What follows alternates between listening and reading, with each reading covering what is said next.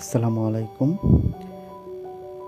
প্রাক ইসলামী আরবের একটি গুরুত্বপূর্ণ বিষয় নিয়ে আজ আপনাদের সামনে হাজির হয়েছি। আজ আমি হানিফ সম্প্রদায় সম্পর্কে আলোচনা করব।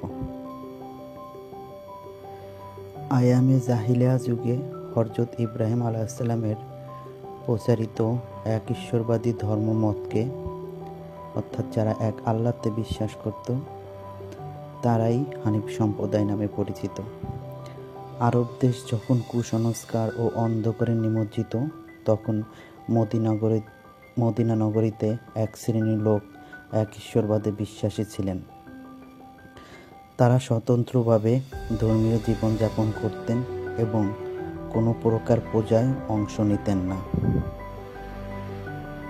মূলত তৎকালীন আরবের যে সম্প্রদায়টি পৌত্তলিকতা পরিহার করে সর্বশক্তিমান সৃষ্টিকর্তায় বিশ্বাস করত এবং পরলোক ও জবাবদিহিতা সম্পর্কে জানত এবং সেই অনুযায়ী জীবন পরিচালনা করত, তাদেরকেই হানিফ সম্প্রদায় বলা হতো।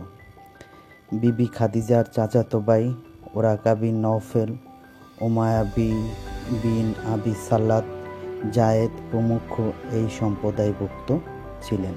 সবাইকে ধন্যবাদ। নতুন কোনো বিষয় নিয়ে সামনে হাজির হব।